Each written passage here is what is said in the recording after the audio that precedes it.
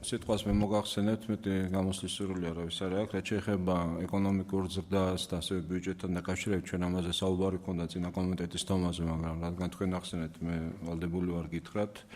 ბოლო მონაცემები თქვენ იცით, რომ ჩვენ ეკონომიკური ზრდა მარტში 5.6% ჰქონდა, ხოლო კვარტალური მდგომარეობით პირველი კვარტლის 5%-ზე მეტია, მაშინ როდესაც სახელმწიფო ბიუჯეტი 4.5%-ზე გვაქვს დაგეგმილი. კარგი მაჩვენებელი გვაქვს და რეგიონში ერთ-ერთი კარგი. სახელმწიფო ბიუჯეტი პრაქტიკულად 221 მილიონით მეტი მივიღეთ.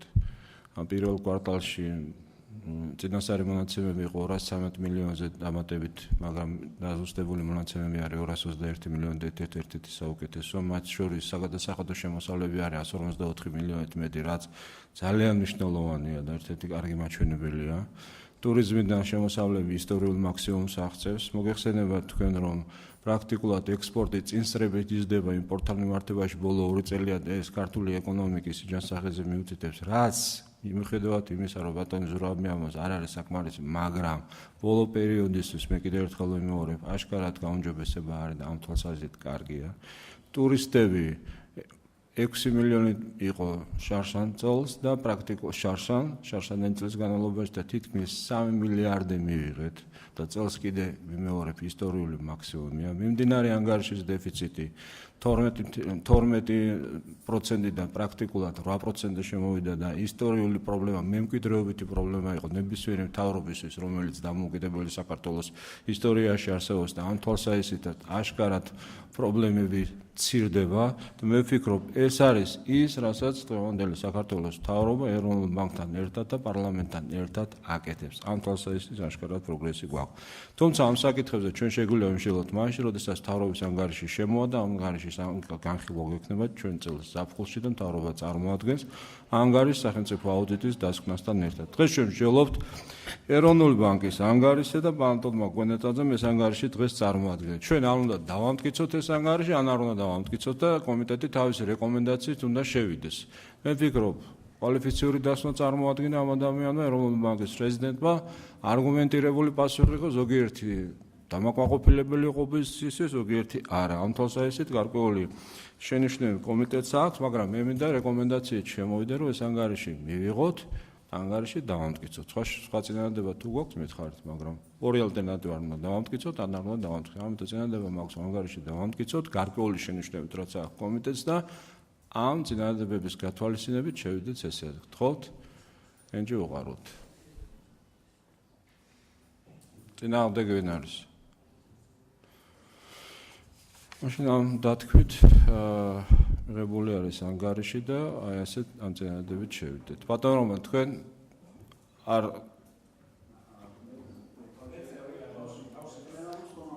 თქვენ თავისი კეთებთ. კი ბატონო. წინა ასეთ შემთხვევაში ისე იგი ჩვენი რეკომენდაცია იქნება, რომ ანგარიში დამტკიცების და გარკვეული რეკომენდაციებით შევიდეთ სესიაზე. მეორე შემდეგი საკითხი ბატონო გედი მობრძანდით. ჩვენი დღის ეს რიგით გახლავთ საკანონმდებლო ინიციატივა საგადასახადო საქართველოს პარლამენტის წევრების ქალბატონი ბესელიას, ქედევან ბებხაძის, დავით მათიკაშვილის საკანონმდებლო ინიციატივა საქართველოს საგადასახადო კოდექსის ცვლილებების შესახებ.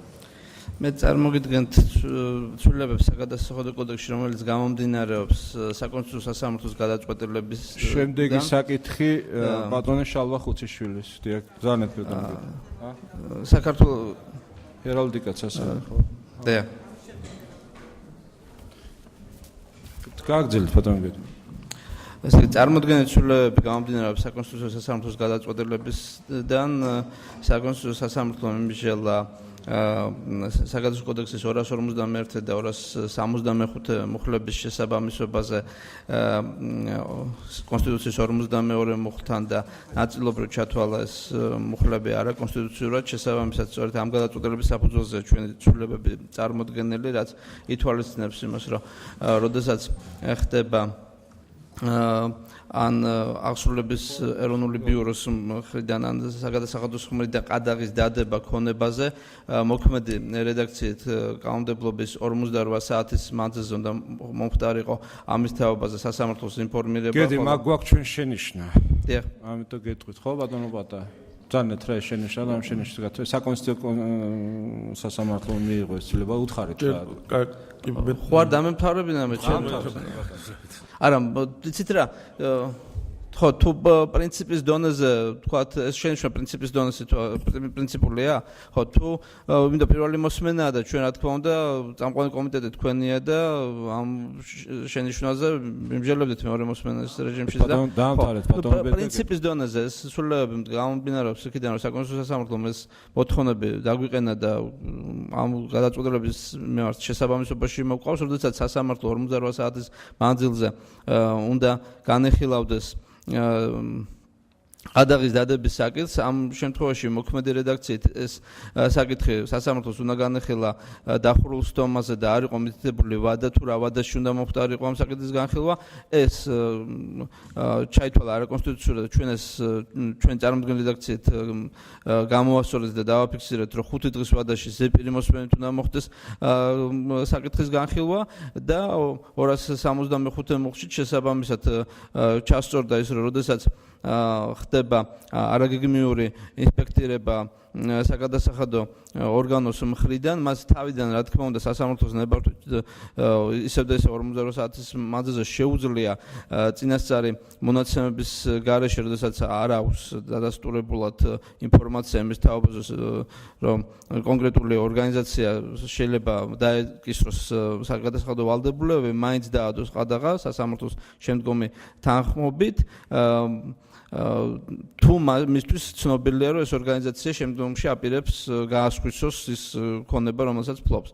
მაგრამ იმის შემდეგ რაც სასამართლო ამაზე იმჯელებს, თუ სასამართლო ვარს ეტყვის ამ ყადაღის დადებაზე, რა თქმა უნდა ეს ყადაღა უნდა გაუქმდეს, ხოლო იმის შემდეგ რაც მთავრდება ინსპექტირება, უნდა მოხდეს ამ ყადაღის პროპორციულობის დადგენა, იმ თვალსაზრისით რომ ეს ყადაღა არ უნდა იყოს იმაზე უფრო დიდი ვიდრე საჭიროა რეალურად იმის უზრუნველსაყოფად რა სახის გადასახადიც უნდა გადაიხადოს ორგანიზაციამ. ეს საკითხებია პრინციპული რაც იყო გამომდინარე საკონსტიტუციო სასამართლოს გადაწყვეტილებიდან, ხა თუ რაიმე შენიშვნა არის ჩვენ მზათა ვართ მეორე მოსმენის რეჟიმში ნებისმიერ შენიშვნა განვიხილოთ, იმიტომ თქვენ ახართ წამყვანი კომიტეტი და ბუნებრივია ამის შესაძლებლობა გექნებით. მადლობთ ბატონო გედი. შეკითხვები ხომ არ არის? ბატონო გედი, ბატონო ირაკლის ჰქონდა შემდეგ საკითხს ეს პირველი მოსმენის არ არის, მაგრამ მაინც რო ჩაინიშნოთ ჩვენ შენიშვნაში ჩავწერთ თხოვნას, ასეც თუ მოხერხდება რომ ფინანსთა სამინისტროს რა თქმა უნდა თანხმობა ექნება თუ თქვენ მათთან საუბარი გქონდათ. როდესაც ეს კანონი მივიღეთ, აი ესტონურ მოდელთან ერთად მივიღეთ, მთელი იდეა იყო იმაში, რომ საერთოდ ზოგადად დიდი პრობლემა იყო წინა წლებში. თუ ყადაღა დაედო ანგარიშს 48 საათის განმავლობაში უნდა შეეტანეს სასამართლოში საგადასახადოს. თუ ვერ შეიტანდა, ავტომატურად იხსნებოდა ყადაღა. ხოლო სასამართლოს კიდევ 48 საათში ეს უნდა განეხილა. გასაგებია, რაც მიიღო საკონსტიტუციო სასამართლომ, კი ბატონო, მაგრამ ახლა 5 დღე ემატება. დიდი ფირმებისთვის ეს შეიძლება საკმაოდ დიდი ზარალი იყოს სასამართლოს განხილვა და თუ მოხერხდება, მე არ ვიცი სასამართლოს მოსაზრება 5 დღე რომ უფრო დაბალ რაოდენობაზე ჩამოვიდეს. დღეს არ თხოვთ პასუხს, თუ კონსტიტუციებს გაივლით და უფრო შემცირდება ეს დრო, სხვა დანარჩენი ჩვენთვის ყველაფერი გასაგებია. საქმე იმაში რომ ეს 5 დღე სწორედ იმას ემსახურებოდა, რომ რაღაც გონიერული ვადა ყოფილა. საერთოდ არ იყო აქამდე ვადა განსაზღვრული.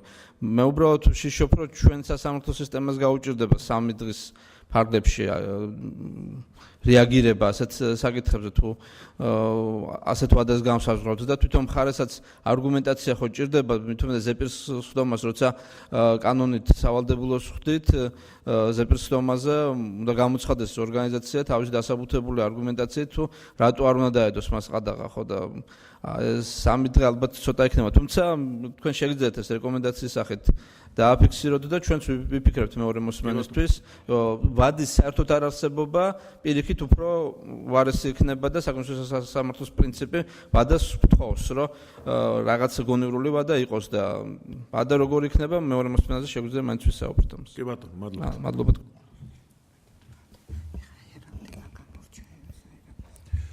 ესე იგი ჩვენი დღის წესრიგის მიხედვით ჰერალდიკის სახელმწიფო საბჭოს მიერ წარმოდგენილი საქართველოს პარლამენტის არსებული ჰერალდიკის სახელმწიფო საბჭოს 2019 წლის საბიუჯეტო კორექტიული განაცხადი არის. თქვენ ბრძანდებთ. მოგბრძანდეთ. ქალბატონი ციცინო ზაქაიძე. დასამტკიცებლად წარმოგიდგენთ საქართველოს პარლამენტთან არსებული ჰერალდიკის სახელმწიფო საბჭოს 2019 წლის ბიუჯეტს კვლავ 450.000 ლარის ოდენობით. მოგახსენებთ, რომ ჩვენს ბიუჯეტში 2018 წელთან შედარებით ცვლილებები არ მომხდარა. გთხოვთ თქვენს თანხმობას აღნიშნული ბიუჯეტის დასამტკიცებლად. როგორც მოისმინეთ, რაიმე ცვლილება წევანდელ წელთან შედარებით არ არის. ხომ არ არის რაიმე შეკითხვები? მაშინ დამტკიცებულად ჩავთვალოთ და გადავცემთ ფინანსთა სამინისტროს. შემდეგი საკითხი. საქართველოს მთავრობის მიერ საკანონმდებლო ინიციატივის წესით წარმოდგენილი კანონპროექტის სამოქალაქო უსაფრთხოების შესახებ. თანხლები 27 კანონპროექტით. მოხსენებელი სამსახურის უფროსის მოადგილე ბატონი შალვა ხუციშვილი. გთხოვთ ბატონო შალვა. მოგესალმებით. ბატონო შალვა, ბოდიშ გიხდით ჩვენ ბევრი საკითხები გვაქვს და იქნებ ყურადღება გაამახვილოთ ფინანსურ თემატიკასთან დაკავშირებით. კი ბატონო,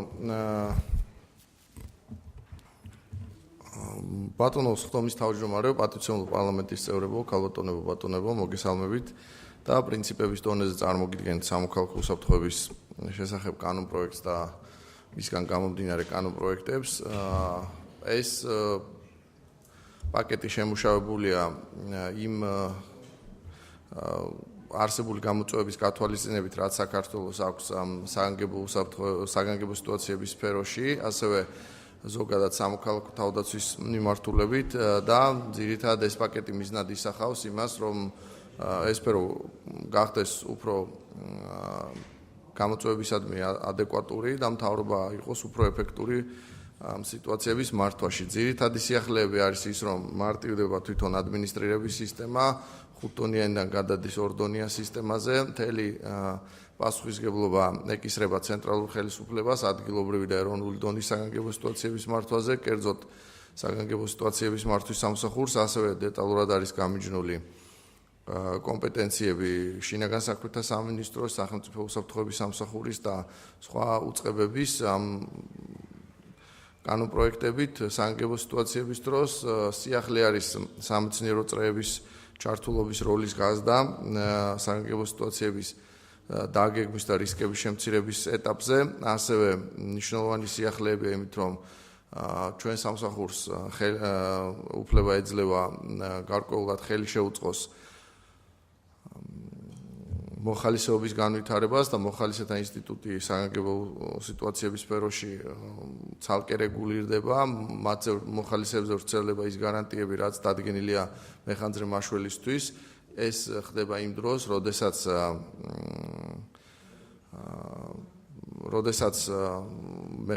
მოხალისეები ჩართული არიან უშუალოდ საგანგებო სიტუაციებზე რეაგირების დროს და ასევე სიახლე არის ალტერნატიული არასამხედრო სამსახურის სახანძრო სამაშველო დანაყოფებში გავლის შესაძლებლობის შექმნა, რაშიც ასევე ჩვენ ვფიქრობთ, რომ მნიშვნელოვნად გააუმჯობესებს ჩვენ შესაძლებლობებს ადამიანური რესურსების კუთხით და მოხალისეებთან ერთად ეს გარკვეულად შესაძლებლობას მოგცემს, რომ უფრო ნაკლები, მაგრამ უფრო მომზადებული კვალიფიციური თანამშრომელი ყავდეს და უფრო მეტი ადამიანი იყოს ჩართული საგანგებო სიტუაციების მართვაში უკვე მოქალაქეების მხრიდან. გარდა ამისა, ამ პროექტით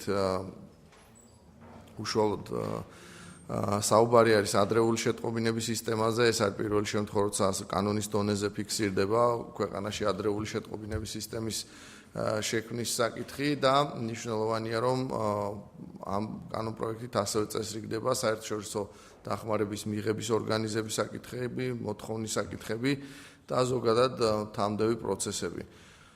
სიახლე არის ასევე ის, რომ ფინანსურ საკითხებს რაც ეხება, აქამდე თუ სახანძრო სამსახურები ხანძარზე რეაგირების მიზნით წყლის აღებისთვის იხდიდნენ საფასურს წყალმომარაგების კომპანიებთან, ჩვენ შევთანხმდით და ეს საფასურს აღარ გადაიხდის, ეს იყო დაახლოებით 150.000 ლარამდე წელიწადში, რაც დამატებით ხარჯად აწვებოდა ჩვენ სამსახურს ასევე ფინანსური თვალსაზრისით სახელმწიფო ბიუჯეტის ნაწილს რაც ეხება მოგეხსენებათ რომ ჩვენ მთავრობამ გაგვიზარდა დაფინანსება 20 მილიონით რომელიც ერთად ხმარდება გადაიარაღებას ტექნიკის და ახალი აღჭურვილობის შეძენას მაგრამ ვფიქრობთ რომ მომავალ ეს ჩადებული არის ასე როგორც მომდევნო იმ ბიუჯეტში რა რისი პროგნოზიც არის 2019-20 და მომდევნო წლებში და ჩვენ ვფიქრობთ რომ ეს ამ თანხებით მოხდება როგორც გადაიარაღება ასევე მიზნობრივი პროექტების განხორციელება. გარდა ამისა შიგნით უშუალოდ ეხლა ამ კანონპროექტის მიღების შემდეგ გარკვეული ორგანიზაციული და ინსტიტუციური ცვლილებები იქნება კერძოდ საანგებო სიტუაციების მართვის სააგენტო რომელიც ეხლა ცალკე საჯარო სამართლის იურიდიული პირის სახით არის შეერწყმება უშუალოდ სამსახურს და რაც გამოიწვევს გარკვეული ადმინისტრაციული პოზიციების შემცირებას და სხვა საკადრო ცვლილებებს, ანუ მე ვგულისხმობ თანამდებობების ადმინისტრაციული თანამდებობების შემცირებას, ამანაც უნდა მოგვცეს გარკვეული ეკონომიები, რომელსაც უკვე სწორედ ამ განვითარების მიზნებისთვის გამოვიყენებთ. კონკრეტულად სხვა ბიუჯეტთან დაკავშირებით ეს რაიმე დამატებით დანახარჯებს არ იწვევს, ერთადერთი ზოგადად თუ ვიმშელებთ ვალდებულებებთან დაკავშირებით, მოგეხსენებათ რომ ამ ცვლილებებით იზრდება სახანძრო ობიექტებს დაქვემდებარებული ჩამონათვალი, სახანძროზე დამხედველობას დაქვემდებარებული ობიექტების ჩამონათვალი, ანუ თუ დღეს მხოლოდ 100 ნომრიანი და მეტი სასტუმრო არის მოქცეული სახანძროზე დამხედველობის ქვეშ, ამ შემთხვევაში უკვე ყველა ტიპის სასტუმრო, რომელიც გარდა ვთქვათ ერთჯერადად გასაქირავებელი ბინებისა ან ოთახებისა ყველა ექცევა სახანძროზე დამხედველობის ქვეშ და აი ამ პროცესში რა თქმა უნდა მათ მოეთხოვათ გარკვეული მინიმალური სტანდარტების დაცვა, რაც დღეს არ არის დაცული. წინასწარ ახლა ამ დანახარჯების პროგნოზირება შეუძლებელია, რადგან რეალურად აქ ძალიან დიდი გრადაცია გვაქვს, თუ მაგალითად პატარა სასტუმროს მოეთხოვა მხოლოდ ცეცხლმაქრის ქონა და საევაკუაციო გასასვლელების ქონა, იგივე 50 ნომრიან ან უფრო დიდ სასტუმროებს შეიძლება დაჭირდეთ უფრო მეტი დანახარჯები იგივე გარკვეული ინფრასტრუქტურის გაუმჯობესების კუთხით. შესაბამისად, აქ ჯერჯერობით ამის კალკულაცია, ასე ვთქვათ, ჩვენ არ გვაქვს, თუმცა გამომდინარე იქიდან, რომ ეს რაღაც ერთი ხელის მოსმით არ მოქმედება და ეტაპობრივად ჩვენ დავიწყებთ შემოწმებას, რეკომენდაციებს და მხოლოდ ამის შემდეგ მოხდება დაჯარიმება, ჩვენ ვფიქრობთ, რომ ეს ხელშეუწყობს გარკვეულად უფრო რბილად გადასვლას ამ ახალ მკაცრ მიდგომაზე.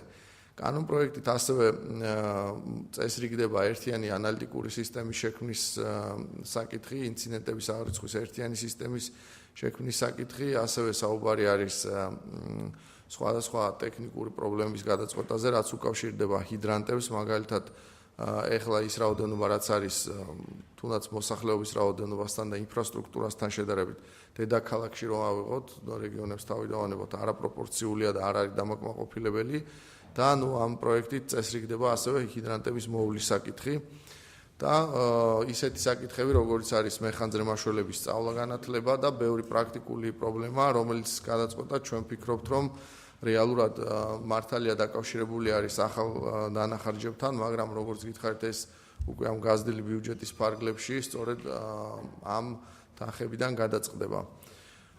მე ვფიქრობ, რომ ყველაზე მოკლედ რაც შეიძლება მოგახსენეთ, თუ იქნება შეკითხვები, შემიძლია რომ დავაზუსტო მათ შორის ფინანსურ საკითხებს რაც შეეხებოდა. დიდი მადლობა. შეკითხვები ხომ არ არის? ძალიან დაბადო. ერთი შეკითხვა მაქვს. ესე იგი, თქვენ სახანძრო უსაფრთხოების ღონისძიებები ახსენეთ, რომელიც ამას უნდა მოემსახუროს გაძლიერებას, ხო?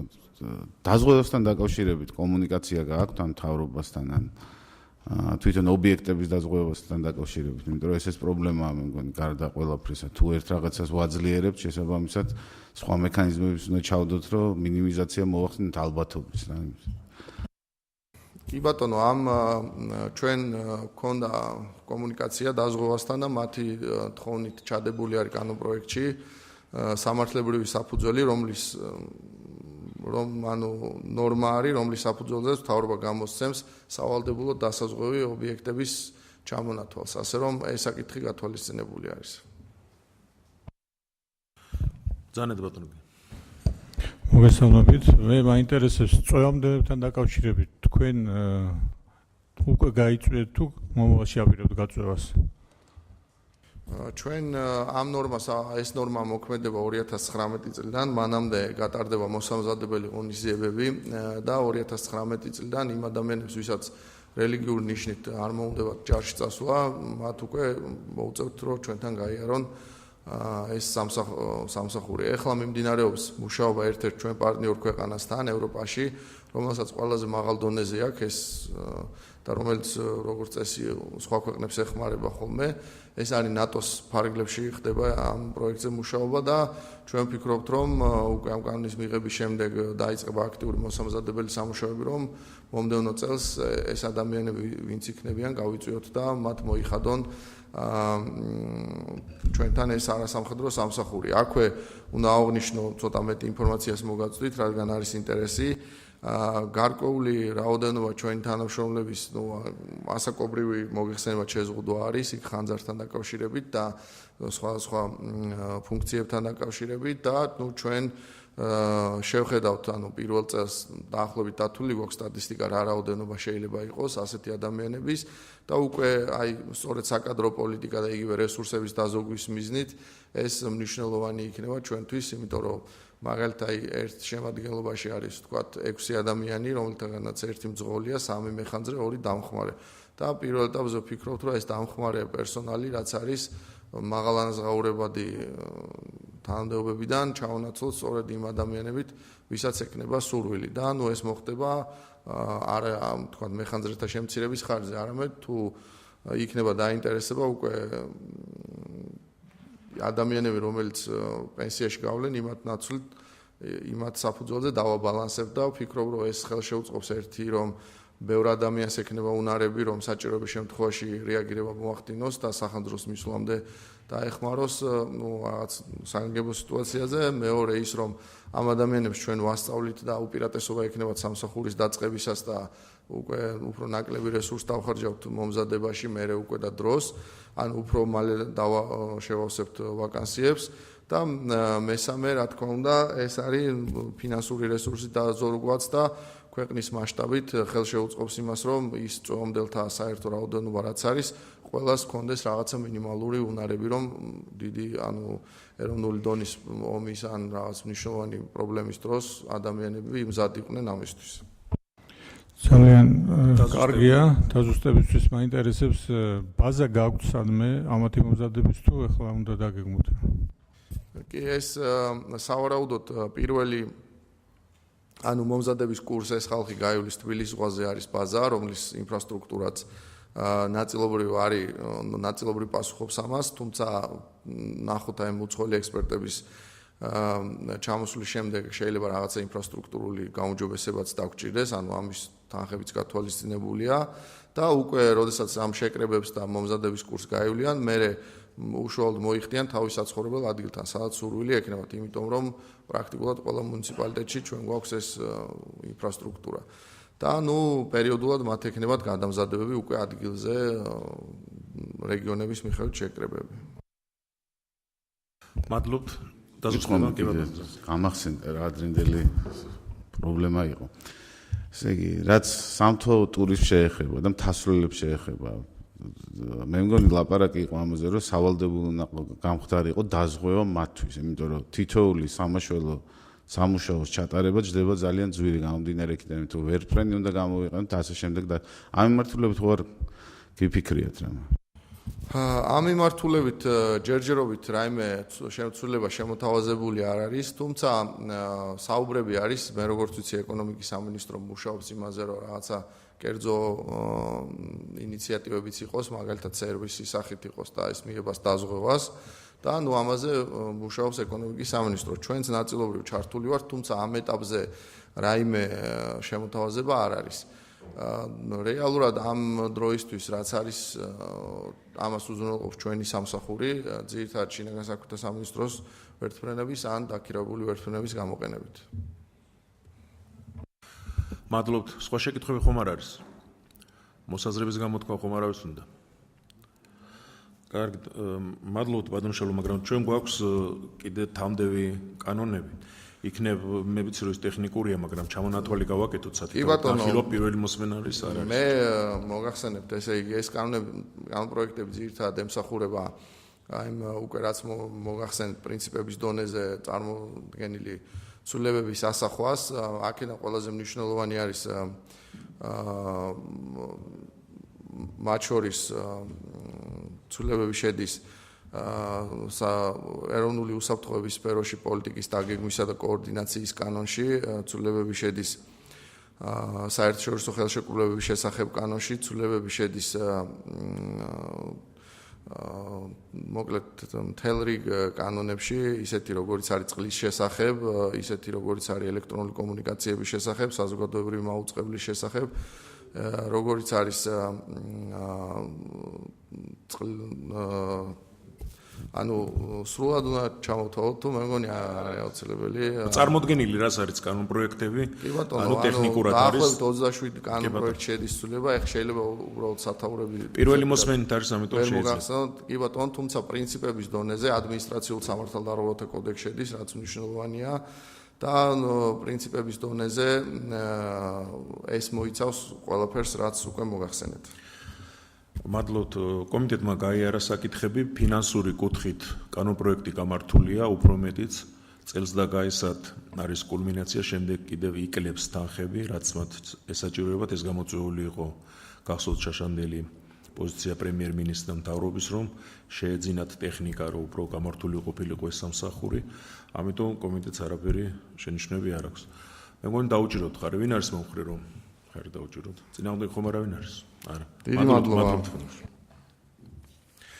შემდეგი საკითხი არის საქართველოს მთავრობის მიერ რატიფიცირებისას წარმოდგენილი საქართველოსა და ევროპის საბჭოს განვითარების ბანკს შორის ჩარჩო სასესხო შეთანხმების ცვლილება ნომერი 1. მოხსენებელი ბატონი გიორგი კაკაურიძე.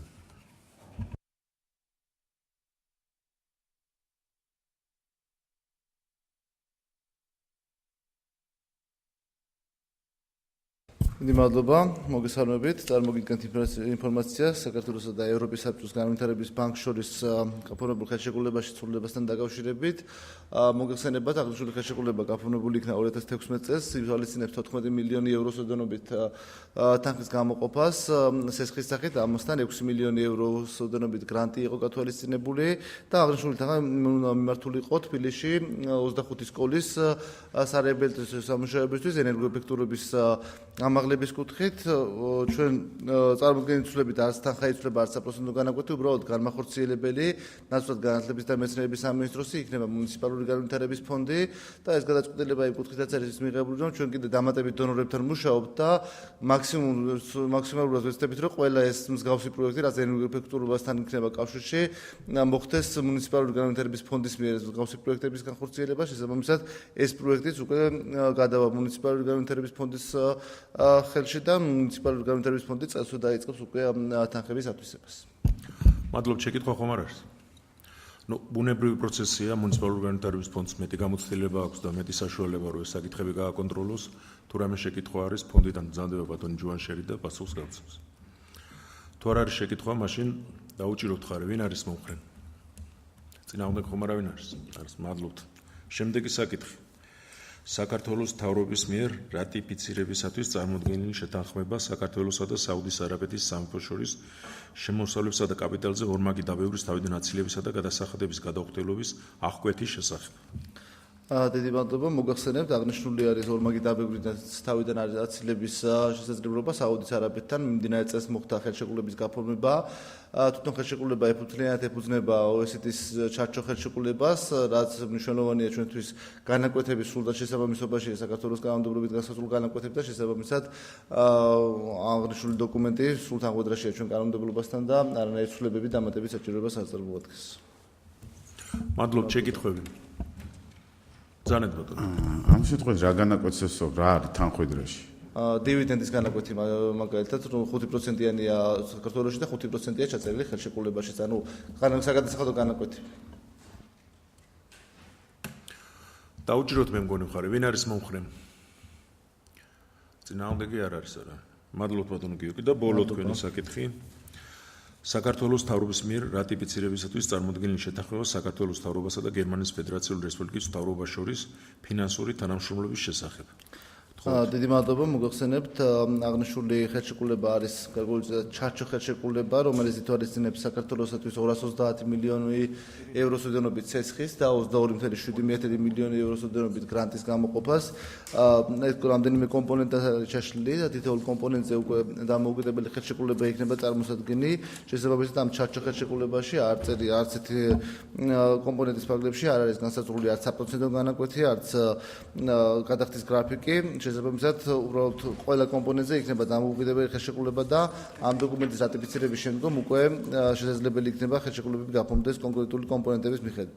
ზოგადად რაზეა გათვალისწინებული აღნიშნული თანხები ენერგოსექტორის ღია პროგრამის მიზნით გათვალისწინებული 100 მილიონი евро სესხი და მილიონი евро გრანტი კომუნალური ინფრასტრუქტურის განვითარებისთვის არის 50 მილიონი евро სესხი და 2 მილიონი евро გრანტი პროფესიული განათლების კუთხით არის 20 მილიონი евро სესხი და 3 მილიონი евро გრანტი წყალმომარაგების პროექტებისთვის აჭარაში ეს განსაზღვრული 20 მილიონი евро არის სესხი და მილიონი евро გრანტი კლიმატისთვის უსაფრთხო ინფრასტრუქტურის კუთხით არის 30 მილიონი евро სესხის სახით ნარჩენების მართვის კუთხით არის 10 მილიონი евро სესხის სახით და ფინანსური დახმარება უკვე დომინანტების სახლების შენობრივი რეაბილიტაციის კუთხით არის 10 მილიონი евро გრანტის სახით გათვალისწინებული და ასევე 5.7 მილიონი евро ასევე გრანტით გათვალისწინებულია ტექნიკური დახმარებისთვის მათ შორის ჩვენი კანონმდებლობის დახვეწისთვის იმის დახვეწა რათა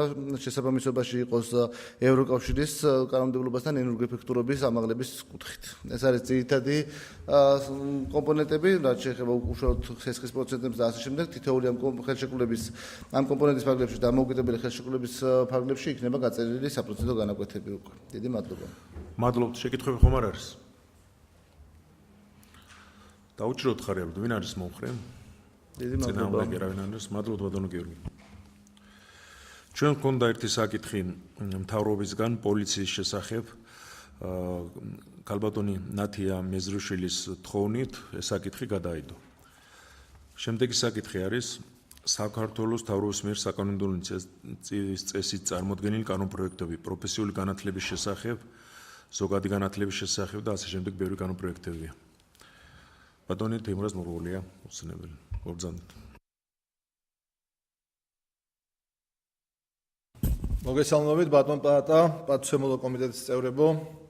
ნებავმეცით პირველი მოსმენით წარმოგიდგინოთ ძალიან მნიშვნელოვანი ინიციატივა მთავრობის კანონპროექტი პროფესიული განათლების შესახებ. მოგეხსენებათ რომ ჩვენთვის განათლება არის საკვანძო პრიორიტეტი, მათ შორის პროფესიული განათლება არის მიმართულება, რომელიც ყველაზე მნიშვნელოვნად ასახავს და შეესაბამება იმ პრობლემებს და გამოწვევებს, რომლებიც დღეს შრომის ბაზართან მიმართებაში არსებობს. ის სტრუქტურული უმუშევრობა, რომელიც ქვეყანაში გაგვაჩნია, პირველ რიგში უკავშირდება პროფესიული განათლების საკითხებს, შესაბამისად სამინისტრომ ძალიან ბევრ პარტნიორთან ერთად ინტენსიურად იმუშავა ამ მიმართულებით. ნებავმეცით წარმოგიდგინოთ ის საკვანძო პრინციპები, რომელსაც ამ კანონპროექტის ფარგლებში პარლამენტს წარუდგენთ.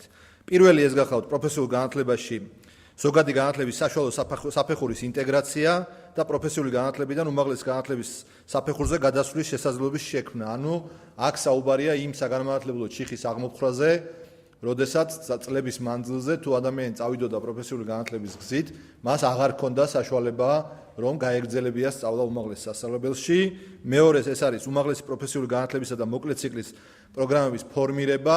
ჩვენი ამოცანაა დავაჩქაროთ შესაძლებლობა სამუშაო ბაზარზე შესვლის და ამავდროულად არ შევზღუდოთ შემდგომი სწავლის საშუალება. ასევე წარმოდგენილია პროფესიული განათლების საფეხურზე მიღებული კრედიტების უმაღლესი განათლების საფეხურზე ჩათვლის შესაძლებლობა, რაც თავისთავად ამ ინიციატივის განუყოფელი ნაწილია. სამუშაოზე დაფუძნებული სწავლების ფორმის განსაზღვრა და მისი პრიორიტეტიზაცია, ანუ აქ საუბარია დუალურ განათლებაზე, რომლის პრინციპებსაც ჩვენ ძალიან ინტენსიურად ვერგავთ საქართველოში. ერთობლივი და გაცვლითი პროგრამების განხორციელების შესაძლებლობა.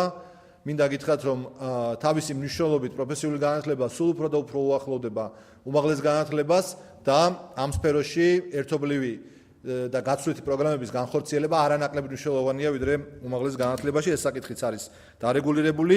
პროფესიული მომზადებისა და გადამზადების სისტემის ჩამოყალიბებას, დასულთა განათლების განვითარება.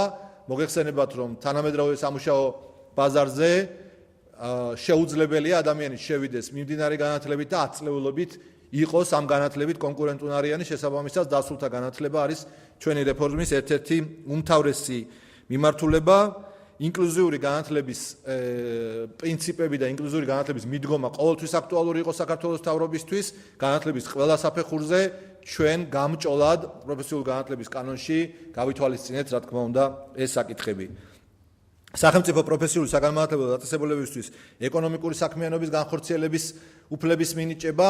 აქ ჩვენ ეკონომიკურ ბლოკთან გვაქვს აქტიური კონსულტაცია იმასთან დაკავშირებით, რომ ერთი მხრივ არ შევქნათ არასაბაზრო ვითარება, ხოლო მეორე მხრივ სახელმწიფომ არ დახარჯოს მოწაფეთა და სტუდენტთა მომზადებაზე გაწეული ხარჯები უბრალოდ გადასაყრელი არ იყოს, რაც დღეს სამწუხაროდ ასეა, როდესაც სტუდენტი სწავლობს რაღაც პროდუქტის შექმნას, ის პროდუქტი რომელიც იქნება დღეს რეალიზაციის საშუალება არ არსებობს, ამიტომ ერთადერთი გამოსავალი არის მისი utilizatsiya. ეს პრობლემა უნდა აღმოიფხვრას. შემდეგი არის ფორმალურ განათლებაში პროფესიული ორიენტაციის კონსულტირებისა და კარიერის დაგეგმვის სისტემის ჩამოყალიბება.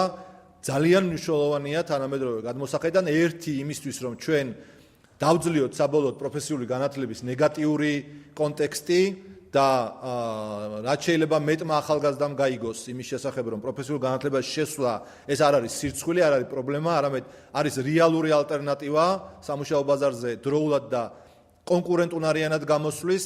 მინდა გითხრათ, რომ ამ მიმართულებით ჩვენ სამწუხაროდ მშობლების მხრიდან უფრო ხშირად ვეჯახებით წინააღმდეგობას ვიდრე ახალგაზრდების, თუმცა როგორც ახალგაზრდების, ასევე მშობლებთან მუშაობის კონტექსტში ჩვენ ძალიან თანმიმდევრულები და მონდომებულები ვართ კარიერულ კონსულტაციასთან მიმართებაში. პროფესიული განათლების მასწავლებლის მომზადების და გადამზადების საკითხები, აქ ჩვენ გვაქვს საჭიროება, რომ არა მარტო შრომის ბაზარზე გამოსული ადამიანი იყოს პერმანენტული გადამზადების პროცესში, არამედ ის პედაგოგიც, რომელიც ასწავლის პროფესიას, ამიტომ ეს საკითხიც არის ასახული და ერთი ძალიან მნიშვნელოვანი და საინტერესო თემა ეხება არაფორმალური განათლების აღიარების საკითხებს. მოგეხსენებათ, რომ რიგ დარგებში, მაგალითად საინფორმაციო ტექნოლოგიებში დღეს შეიძლება არსებობდეს ვითარება, როდესაც არაფორმალურ განათლება მიღებული ადამიანი არანაკლებ კომპეტენტური და კონკურენტუნარიანია, ვიდრე ფორმალურ განათლება მიღებული ადამიანი, ამიტომ ჩვენ შემოგვაქვს შესაბამისი შესაძლებლობები არაფორმალური განათლების აღიარების და ეს ძალიან ბევრ ადამიანს შეუწყობს ხელს ასევე ღირსეულად დაიმკვიდროს თავის სამუშაო ბაზარზე. მინდა გითხრათ, რომ ამ კანონ პროექტზე მუშაობა და ზოგადად რეფორმაზე მუშაობის პროცესში ჩვენ ძალიან ფართო პარტნიორთან წრესთან ქონდა კომუნიკაცია. ეს ეხება პარლამენტის პრაქტიკულად ყველა კომიტეტს, ეს ეხება საერთაშორისო პარტნიორებს, ბიზნესს. ჩვენ ქონდა კონსულტაციები, რომელმაც საშუალება მოგცა მნიშვნელოვნად შეგვეცვალა ეს კანონ პროექტი იმ საჭიროებებზე მოსარგებად, რომელიც დღეს არსებობს საქართველოში და რაც თავარია იარსებებს მომდევნო წლების მანძილზე. ვფიქრობთ, რომ კანონის პროექტის მიღება არის ძალიან აქტუალური, შესაბამისად უმორჩილესად ვთხოვთ ხარი დაუჭიროთ. ასევე მოგახსენებთ, რომ გამომდინარე კანონ პროექტები ახლავს კანონს, რომელზეც ბატონო პაატა თქვენი მითითებისამებრ რან ახლა როცა მეტყვით გავაგზავნებ. მადლობთ. შეკითხვები თუ გვაქვს? ძალიან ბატონო ვეკ. ხო, ეს ძალიან კომპლექსური კანონია, ამიტომ ესე იგი პირველი მოსმენისთვის შეიძლება იმდენი შეკითხვა არ ქონდეს, არ წაგუკითხავს, მე გულახდილად ვაღიარებ, რომ არ წამიკითხავს, უბრალოდ პრინციპების დონეზე ვიცი, მაგრამ რაც ახსენეთ, ესე იგი კომერციულ საქმიანობასთან დაკავშირებით, აი სასწავლებლების, ხო? კომერციულ საქმიანობასთან დაკავშირებით. აი ეს უფრო უკეთესად განმარტოთ. შემდეგ ერთი საკითხი, რომელიც ახსენეთ, ეს იყო არაფორმალურ განათლებასთან დაკავშირებით. ანუ ამ კონკრეტულ შემთხვევაში არაფორმალურ განათლებაში რას გულისხმობთ და რომელი ინსტიტუტებს გულისხმობთ არაფორმალური განათლების და მესამე ზოგადად რაც არის ჩვენ ხო დუალურ განათლებაზე თქვათ აი გერმანულ მოდელზე და ასე შემდეგ საუბრობთ. იქ ძალიან აქტიურად თითქმის ეს პროცესი მიყავს ასე იგი სავაჭრო პალატებს. იქ და რამდენად არის თქვათ ჩართული ის ასოციაციები, რომლებიც ჩვენ შეიძლება ესეთი ჩამოუყალიბებელი ფორმით ყავს წარმოდგენილი საქართველოში, მაგრამ მიუხედავად ამისა, ვთქვათ, რამდენად არიან ბიზნეს ასოციაციები ამაში ჩართული, იმიტომ რომ ძალიან რთულია განსაზღვროთ დღეს რა ჭირდება ბაზარს. ჩვენ შეგვიძლია განსაზღვროთ მომავალში რა დაჭირდება ბაზარს. დღეს ვინ ჭირდება ბაზარს, ამას თქვენ პროფესიონალ განათლებით ვერ დაეწევით. ბაზრის მოთხოვნას სამუშაო ბაზარზე ვერ დავეწევთ. ჩვენ შეგვიძლია გავსაზღვროთ მაგალითად 1 წელიწადში, 2 წელიწადში რომელი ესე იგი დარგის სპეციალისტის დაგჭირდება, ასე შემდეგ თუ სახელმწიფოს აქ ხედვა რაღაც განვითარების. თორე ეხლა მე თუ 6 თვე და 7 თვე ველოდე ვინმეს, ხო? დამსაქმებელი თუ არ, ხო? ნუ ავიყვან ვიღაცის მე თუ მოვამზადებ იქვე რა. ამისთვის რაღაც თეორიული და პრაქტიკული ცოდნის ერთად გაერთიანება არ მჭირდება. დიდი მადლობა. კი ბატონო, მე ყველა კითხვებს მოვუსმენდათ. კი, სხვა შეკითხვები ხომ არ არის? ბრძანეთ. მოგესალმებით. პირველ რიგში მინდა მაყოფილება გამოვთქვა იმასთან დაკავშირებით, რომ დღეს პარლამენტში იხილება ასეთი მნიშვნელოვანი კანონპროექტი. მით უმეტეს, რომ მთავრობის 4-პუნქტიანი გეგმის შესაბამისად პრიორიტეტია მინიჭებული პროფესიულ განათლებას. მინდა მოგახსენოთ, რომ შარშან ნოემბრის თვეში ავტორთა ჯგუფმა აკადემიკოსი ხუროძე, თქვენი მონამორჩილი და კიდევ აზარ მაჭარაშვილი შევიმუშავეთ კანონპროექტი ანალოგიური პროფესიული განათლების შესახებ. ბიურომ დაავალა მისი განხილვა განათლების კომიტეტს, მან განიხილა დადებითი შეფასება დასკვნა არის მაგაზე და აცნობა ამაზე საქართველოს პარლამენტის ბიუროს. ამის შემდეგ ინიცირება უნდა დაიწყოს მაგ კომიტეტმა. ჩვენ ანალოგიური საკითხი ახლა მოვისმინეთ აგრარულ კომიტეტზე და მინდა მოკლედ გითხრათ, რომ მიუხედავად იმისა, რომ არსებობს 2 განსხვავებული კანონპროექტი, ერთი, როგორც ავტორები იძახიან, ეს არის ჩარჩო კანონი, რომელსაც მოგხსენებათ საქართველოს კანონმდებლობა არ იცნობს, არის კონსტიტუცია, საკონსტიტუციო კანონი და ასე შემდეგ და ჩვენი ფუნდამენტალური კანონი.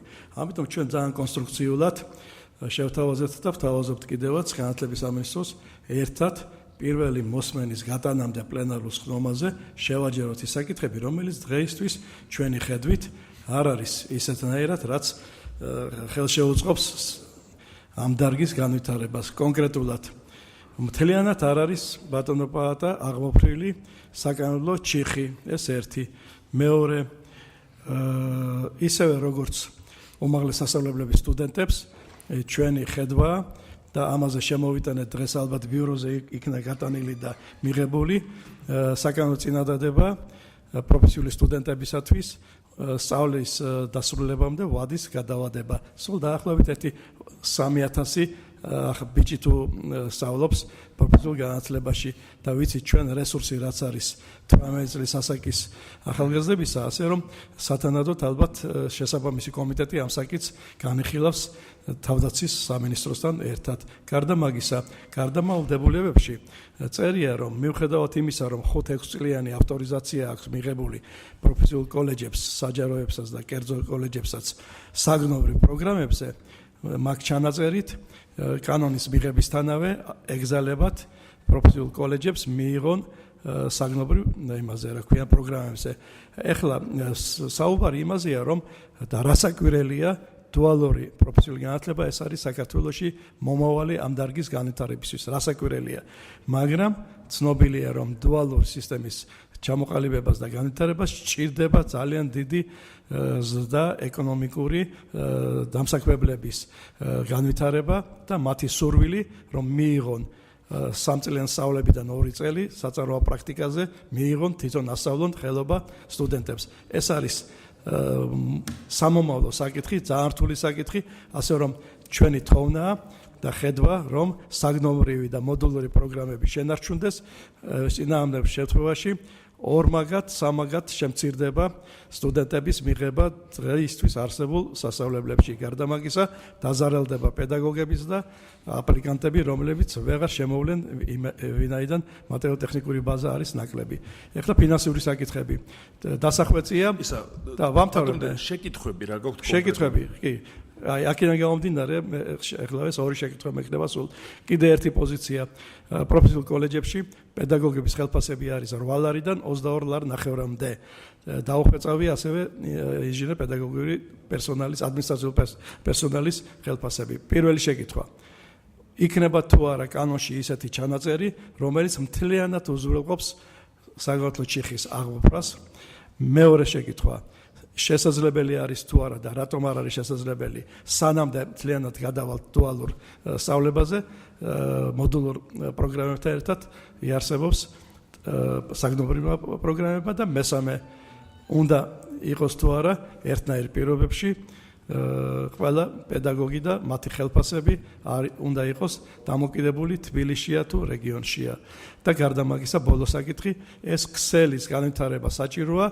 წელს იცით თქვენ ინფრასტრუქტურის სამუშაოებისთვის გამოყოფილი არის სულ 5 მილიონი, ვერც ერთი პროფესიული კოლეჯი, მათ შორის სახელობო ყოფილი თოიძის სასწავლებლის კოლეჯი ვერ გაკეთდება. ამისანა მიდგომით განვაცხადოთ ერთი მხრივ, რომ პრიორიტეტია პროფესიული განათლება და განათლების სამინისტრო თვითონ დასაბუთებულად არაყენებს ფინანსთა სამინისტროში და პარლამენტში, ალბათ ცოტათი გაუგებარია. აი ამას კონსტრუქციულად თუ თქვენ სურვილი გაქვთ ჩვენთან ერთად განიხილოთ და დავხვეწოთ ის სანამდე იქნება პირველი მოსმენით განხილული განათლების კომიტეტზე. მადლობთ.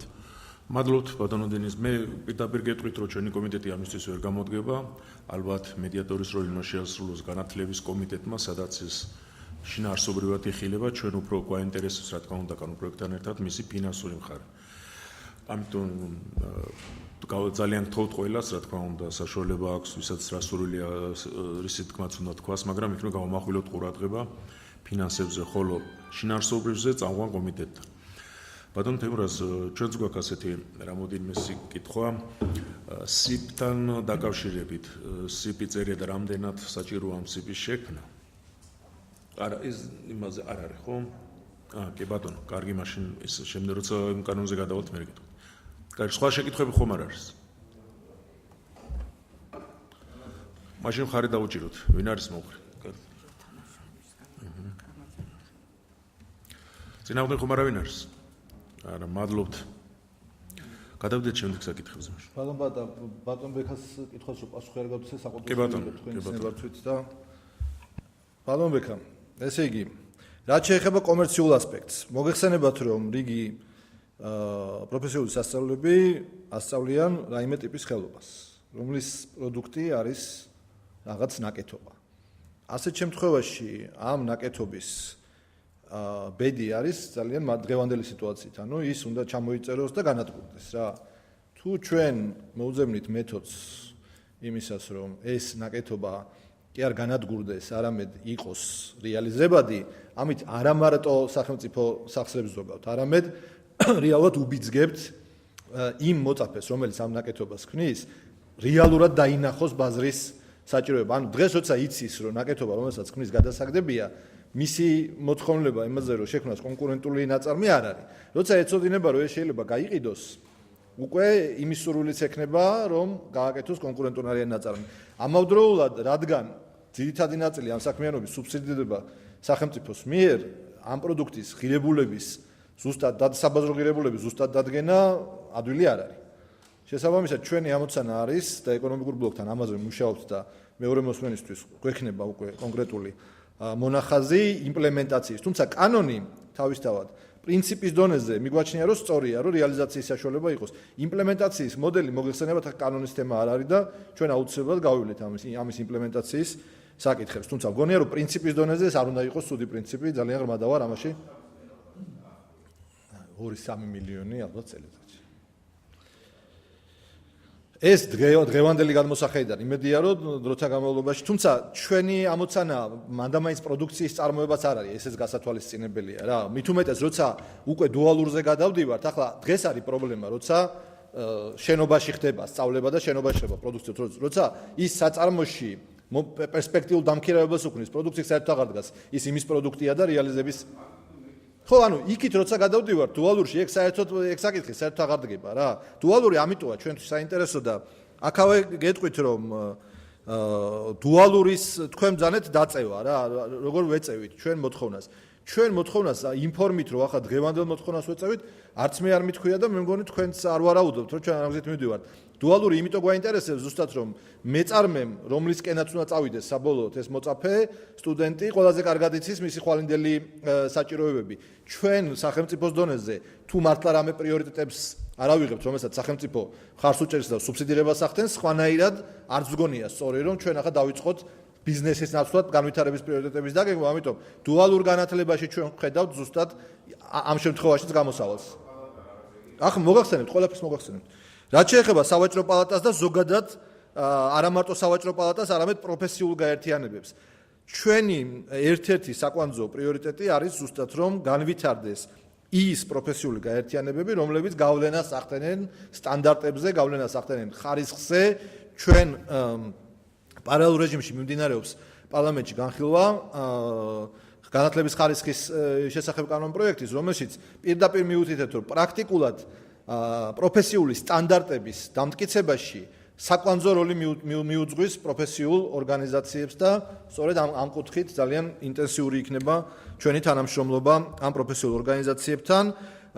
არაფორმალურ განათლებას რაც შეეხება, დღევანდელი დეფინიციით არაფორმალური განათლება არის ის განათლება, რომელიც ოფიციალურად აღიარებული განათლების სისტემის მიღმა მიიღება და მოგეხსენებათ, რომ ეს შეიძლება ძალიან მაღალი ხარისხის განათლება იყოს, ისე რომ საქართველოში ეს განათლება არ იყოს აღიარებული. ამიტომ აღიარების მოდელი ძალიან მნიშვნელოვანია, რომ ჩვენ შევქმნათ. ეს არ იქნება ისეთი აღიარება, რომ ამან მერე პრობლემები დაუბრუნოს ქვეყანას. ძალიან მაღალი სტანდარტები, ისევე როგორც ნებისმიერ სხვა განათლების აღიარების და აკრედიტაციის მოდელში, აქაც ჩვენ ძალიან მაღალ სტანდარტებს გთავაზობთ. ნებისმიერ, აი წარმოიდგინეთ, რომ არსებობს მაგალითად კორსერა არსებობს ასეთი საკმაოდ ცნობილი ონლაინ კურსების სისტემა, რომელმაც Google-თან ერთად დაიწყო ხელოვნური ინტელექტის საბაზისო კურსის გამოშვება. ახლა დარწმუნებული ვარ, რომ Google-თან ერთად გაკეთებული ხელოვნური ინტელექტის კურსს გავლილი ადამიანი, მით უმეტეს თუ იმის სერტიფიკატი ექნება, არ იქნება ნაკლებად კომპეტენტური ამ საქმეში, ვიდრე საქართველოში დაუშვათ რომელიმე ოფიციალურად აღიარებულ საგანმანათლებლო ინსტიტუტში, ვინც ისწავლის ამას და ამიტომ ამ ტიპის საკითხები აუცილებელია რომ დარეგულირდეს რა. ბატონ დენის ძალიან მაგმინდა და ძირითადად ქონდა გაერთიანებაზე თემა, მაგრამ შეკითხვებიც იყო და იქნებ მაგ თემაზე გავცეთ ბატონ დენის. ხო, ბატონ დენის. ესე იგი, რაც შეეხება კანონების გაერთიანებას და ამ ყველაფერს, ეს არის განათლების კომიტეტში განხილვის პროცესში მყოფი საკითხები, ბატონ დენისი ცოტა ფართო ინტერპრეტაციას უკეთებს ამას, ამიტომ მიზნობრივად გეტყვით. ჩიხის აღმოფხვრასთან დაკავშირებით პრინციპი არის, რომ ჩიხი უნდა აღმოიფხვრას და თუსადმე რამე გამოგჭა განხილვის პროცესში ვართ. ჯარს რაც შეეხება, პრინციპულად გეტყვით, რომ ჯარის საკითხზე ჩვენ მიგვაჩნია პრინციპულად ასევე, რომ ეს საკითხი უნდა გადაწყდეს და პროფესიულ განათლებაში არ უნდა იყოს ის პრობლემა, რომ ადამიანი მერე მიდის ჯარში და შესაბამისად უწყდება ან ვერ ახერხებს ბაზარზე გამოსვლას, ოღონ ეს არ არის მანდამაინც განთავისუფლების მოდელი. ჩვენ კარგი მოდელი შევარჩიეთ ახლა დაცვის პოლიციასთან ერთად, რომ უმაღლეს სტუდენტების, რომლებიც თან ისწავლიან, თან იმუშავებენ, თან ხელფასს აიღებენ და ჯარში ნამსახურებაში ჩაეთვლებათ და მომზადებული იქნებიან სამხედრო სამსახურისთვის, ასევე ჩვენ ძალიან ინტენსიურად მუშაობთ თავდაცვის სამინისტროსთან, ისინი ძალიან დიდ რეფორმას ამზადებენ ახლა სამხედრო სამსახურთან დაკავშირებით, ამიტომ ჩვენ ვერ გაუსწრებდით ამ ადამიანებს თავიანთ რეფორმაში, თუმცა მინდა გითხრათ, რომ ეს საკითხი არის ღია, არ ღირს ამ კანონის შეჩერება ჯარის გულისთვის, მაგრამ გვპირდებით, რომ ჩვენ აუცილებლად ამ საკითხს ალბათ. მადლობთ. გადავიდეთ თანამდებობ კანონპროექტებზე მოკლედ. მაშინ ძალიან სწრაფად თქვენ ისნებობთ ძალიან სწრაფად გამომდინარეობს ვიტყვი და თუ მოგახსენებთ, რომ თავისი რეფორმატორული ხასიათიდან გამომდინარე კანონმა გამოიწვია საჭიროება კანონებში ცვლილებების, ეს არის ზოგადი განათლების შესახებ, სადაც საშუალო საფეხურის ინტეგრაცია ძირითადი ინოვაცია ამ მიმართულებით, უმაღლესი განათლების შესახებ, სადაც მოკლე ციკლის თემები არის განხილული და კრედიტების ჩათვლის საკითხები არის წარმოდგენილი. განათლების ხარისხის განვითარებაში ეს არის აკრედიტაციის დებულების და ავტორიზაციის სტანდარტების საკითხები, სპეციალური პროფესიული განათლების შესახებ საქართველოს კანონი თავის დროზე შეიქმნა ძველ კანონზე დაყრდნობით და ახლა ხდება თუ რამე კითხვები ექნებათ, კოლეგებს გვეტყვია ბატონ თევო. გასწორება კი ბატონო, მაშინ უბრალოდ დავაგრძელებ.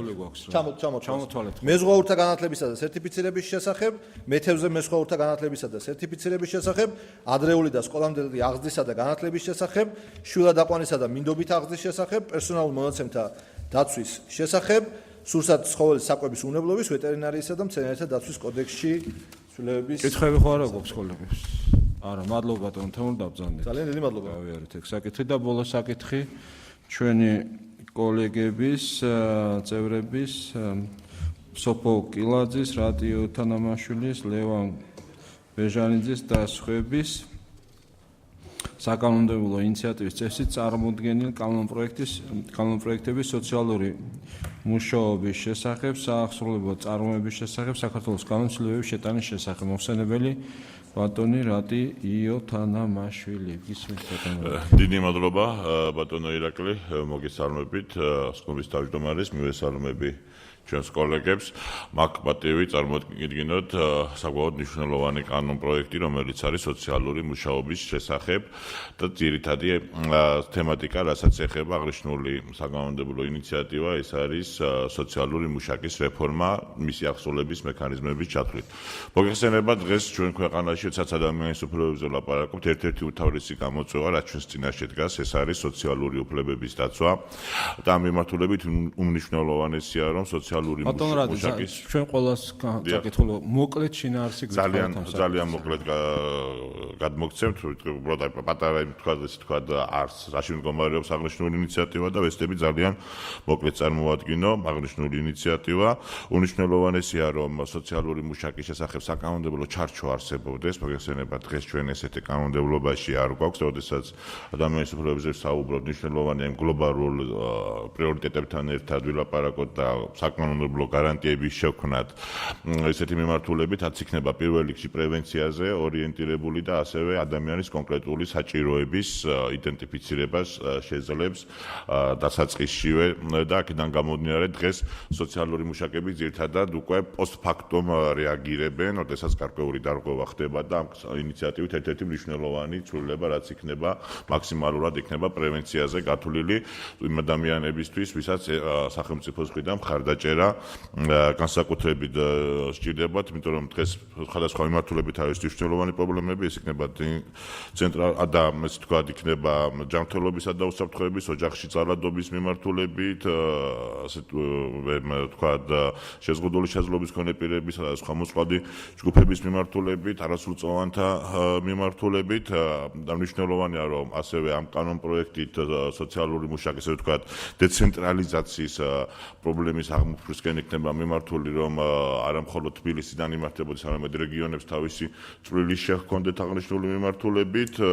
ასევე მნიშვნელოვანია, რომ გაძლიერდეს თვითონ სოციალური მუშაკის პროფესია. დღეს მოგეხსენებათ, რომ აღნიშნული პროფესია არის საკმაოდ დეფიციტური და ვერ წვდება იმ მოთხოვნილებას, რაც ჩვენ საზოგადოებაში დგას ამ მიმართულებით. აქედან გამომდინარე, ჩვენ ვფიქრობთ, რომ მნიშვნელოვანია, რომ არსებობდეს ვთქვათ პროფესიის განვითარების გარანტიები, რაც არის ძალიან მნიშვნელოვანი. ასევე სოციალურ მუშაკებს გააჩნდეთ არა მხოლოდ ის, რომ სხვა დაიცვან, არამედ თვითონ გააჩნდეთ იმის შეგრძნება, რომ ისინი არიან დაცულები. ეს არის მნიშვნელოვანი, ასევე რაც აღნიშნულ საკითხში იდება გარკვეული რეგულაციები, რაც ანაპირობებს ზუსტად სოციალური მუშაკის მუშაობის დაცვას და მაღალ გარანტიებს. ასევე კანონპროექტის მიხედვით ჩვენ შემოგვაქვს, რომ პროფესიული გაერთიანება სოციალური მუშაკის, ეს არის მნიშვნელოვანი, რომელიც იქნება საჯარო სამართლის იურიდიული პირის მიერ დაფუძნებული. აღნიშნულ კანონმდებლობას ჩაიწერება მხოლოდ ისე ვთქვათ პრინციპი შექმნის შესახებ, ხოლო დებულებას უკვე ინდივიდუალური სამართლებრივი აქტით იქნება ისე ვთქვათ მოგვარებული და მნიშვნელოვანი არის, რომ ესეთი პროფესიული გაერთიანება არსებობდეს სოციალური მუშაკის მხრივ და ეს არაერთი ქვეყნის, მათ შორის გერმანიის გამოცდილებაზე დაყრდნობით აგვაქვს ჩვენ წარმოდგენილი. გარდა ამისა, ჩვენი მნიშვნელოვანია ჩვენთვის, რომ ის კანონპროექტი, რასაც ჩვენ წარმოადგენთ ასეთ მნიშვნელობით ვეკიდებით თითოეული ჩვენი მოქალაქის წინაშე, მაქსიმალურად იყოს განსაზღვრული აღსრულების ეფექტური და რეალისტური მექანიზმები. სხვა დამატებით?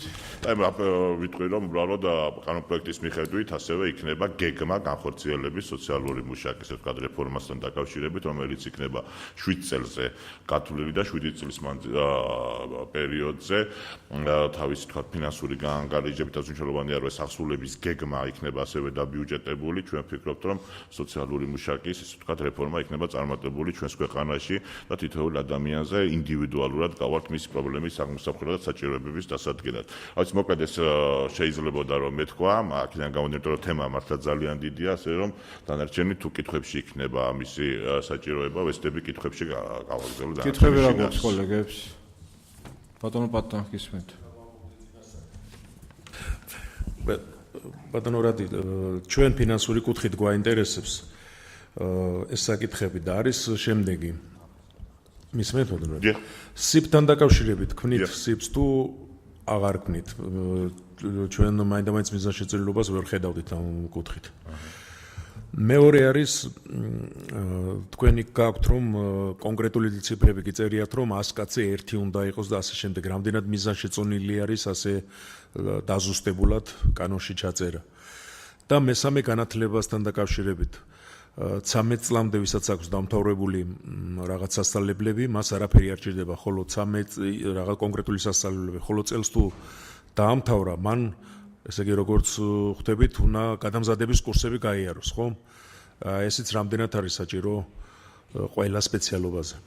ეს კონდა და შენ თუ პასუხი გაქვს, თუ არა შენიშვნებში ჩავწერთ და შემდეგ გავიცით. დიდი მადლობა ბატონ პატას, ვფიქრობ საკმაოდ საინტერესო კითხვები იყო.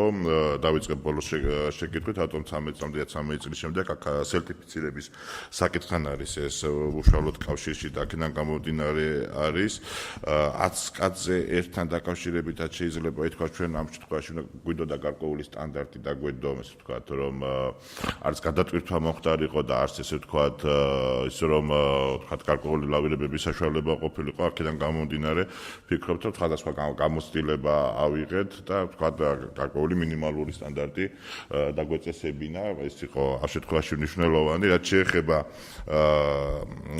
სიპის შექმნის საკითხს, ამაზე ვიცით ჩვენი სხვადასხვა კოლეგებს ვთქვათ განსხვავებული აზრი ჰქონდათ, აქედან გამომდინარე ვფიქრობთ, რომ თავსებით შესაძლებელი არის, რომ ეს საკითხი ვთქვათ თქვენი რეკომენდაციის მიხედვითაც იყოს დაკმაყოფილებული.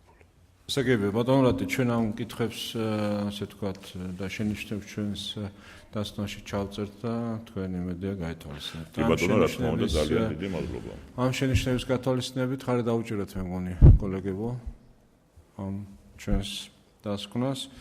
ვფიქრობ, რომ დღეს რიგ ამოვწურეთ, სხვა საკითხები ჩვენს კომიტეტის სხდომაში სომის დღეს რიგში არა გვაქვს და სხდომა შეგვიძლია დაახლოებით გამოაცხადოთ. მადლობა. Потом